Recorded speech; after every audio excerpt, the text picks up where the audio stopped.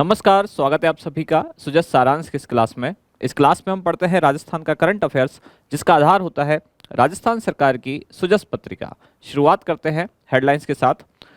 सबसे पहली जानकारी, राज्य सरकार प्रदेश में विमानन क्षेत्र को कर रही है सुदृढ़, मुख्यमंत्री ने ऐसा कहा। और जयपुर एयरपोर्ट, जहां लगभग 11 वर्ष के बाद अब टर्मिनल 1 यात्रियों के लिए फिर से शुरू हो चुका है।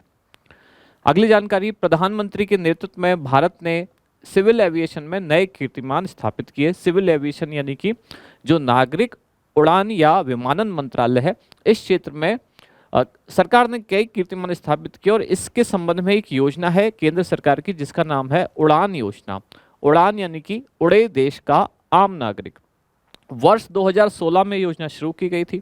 अभी इस योजना के 8 साल पूरे हुए हैं। इस योजना के बारे में थोड़ा सा जानेंगे।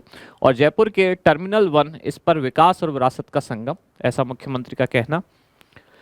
अगली जानकारी यह है राइजिंग राजस्थान इन्वेस्टमेंट समिट से संबंधित, जिसमें अब जिला स्तरीय डिस्ट्रिक्ट लेवल इन्वेस्टर मीट का आयोजन हुआ, जिसमें कोटपुतली बहरोड समिट में 122 निवेश समझौतों पर हस्ताक्षर हुए, जिसमें लगभग 10,280 करोड़ रुपए के MOU साइन किए गए। आरपीएससी ने प्राध्यापक एवं कोच के 2,202 पदों पर भर्ती का विज्ञापन जारी किया। हनुमानगढ़, जहां प्रदर्शन के आधार पर विद्यालयों की रैंकिंग अब जारी की जाएगी। अगली जानकारी, श्री गंगानगर का स्थापना दिवस हर्षोल्लास के साथ मनाया गया। नशा मुक्ति के लिए गांवों में खेल प्रतियोगिताएं। हनुमानगढ़ जिले ने एक नया यानी कि एक इनोवेशन शुरू किया है, जिसमें नशा मुक्ति के लिए खेल प्रतियोगिताओं को भी शामिल अब किया गया है। स्वच्छ भारत मिशन, जिसमें प्रदेश में लगभग 3.68 लाख शौचालयों का निर्माण किया गया। मन की बात कार्यक्रम का 115वां संस्करण था। प्रधानमंत्री ने बताया केंद्र सरकार ने क्या क्या उपलब्धियां हासिल की हैं। आत्मनिर्भर, innovation, make for the world, digital सुरक्षा, इस सब का संदेश दिया गया। उपराष्ट्रपति ने अधिवक्ता संघ के कार्यक्रम में कहा कि सुलभ न्याय प्राप्ति के लोगों को गुणवत्तापूर्ण न्याय मिलना जरूरी। मुख्यमंत्री श्री भजनलाल शर्मा ने श्रीनाथ जी मंदिर में दर्शन कर प्रदेश की खुशहाली, सुख समृद्धि की कामना की। कुछ सामान्य जानकारियां। रक्त की एक एक बूंद मानव जीवन के लिए अनमोल, संसदीय कार्य मंत्री ने कहा। ये बिल्कुल सामान्य सी हर दिन की कुछ जानकारियां हैं। सफाई कर्मियों के 23,820 रिक्त पदों पर भर्ती के लिए आवेदन प्रक्रिया जारी की गई है। पुलिस अधिकारियों का सम्मेलन हुआ, जिसमें पुलिस अधिकारी नवीन ज्ञान को आत्मसात कर कार्यक्षेत्र में अपनाए, ऐसा राजस्थान पुलिस के डीजीपी ने कहा। राज्य में एक साथ 92 फर्मों पर निरीक्षण, जिसमें 1.22 लाख रुपए का जुर्माना वसूला गया। इसके बाद हमारे इंडेक्स में आज 3 मुख्य जानकारियां हैं। सबसे पहले है नशा मुक्ति के लिए गाँव में खेल प्रतियोगिताएं। यह हनुमानगढ़ जिले का एक नवाचार है, जिसमें कहा गया है कि नशा मुक्ति में अब खेल प्रतियोगिताओं को भी शामिल किया जाए। ये खेल प्रतियोगिताएं 11 नवंबर 2024 से शुरू होने वाली है। दरअसल हनुमानगढ़ जिले में नशा मुक्ति के लिए एक अभियान चलाया जा रहा है, जिसका नाम है मानस अभियान।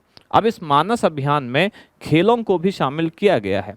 नशा मुक्ति में खेलों की भी भूमिका होगी, यानी जैसे कि जो लोग नशे के आदी हैं उनको कहीं दूसरी जगह बिजी रखा जाए, व्यस्त रखा जाए, और इसमें खेल प्रतियोगिताएं एक बहुत बड़ी भूमिका निभा सकती है।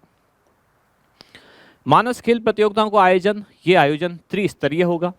31 अक्टूबर 2024 तक ग्राम पंचायत तथा नगरीय निकायों में आयोजित होने वाली जो खेल गतिविधियां हैं, इनका चयन किया जाएगा।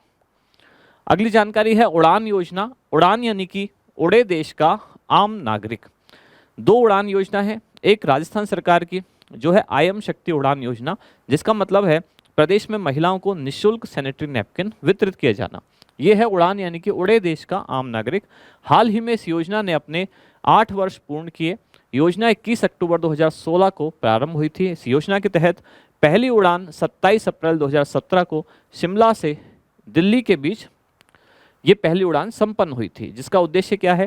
क्षेत्रीय हवाई संपर्क को बढ़ाना, जिससे कि आम लोगों के लिए हवाई यात्रा सस्ती हो सके। ये आम लोग है।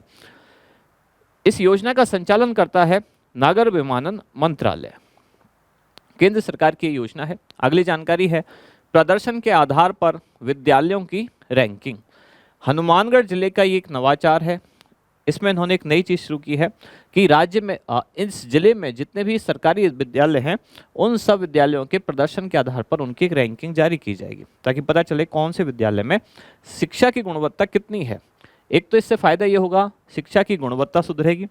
साथ ही जो विद्यालय हैं उनमें आपस में एक स्वस्थ प्रतिस्पर्धा का माहौल तैयार होगा। उत्कृष्ट प्रदर्शन करने वाले विद्यालयों को जिला स्तर पर सम्मानित किया जाएगा और अभी पायलट प्रोजेक्ट के तौर पर इस जिले के 16 विद्यालय जो कि पीएम श्री राजकीय विद्यालय की कैटेगरी में आते हैं उनको इसमें शामिल किया गया है। आज का अभ्यास प्रश्न, निम्नलिखित में से किस जिले में एक नवाचार के अंतर्गत प्रदर्शन के आधार पर विद्यालयों की रैंकिंग जारी की जाएगी? आपके ऑप्शन है श्रीगंगानगर, दूसरा हनुमानगढ़, तीसरा दौसा और चौथा अलवर। क्या होगा इसका सही उत्तर, यह आप बताएं कमेंट्स में। अब मिलते हैं कल अगली न्यूज के साथ अगली क्लास में। धन्यवाद।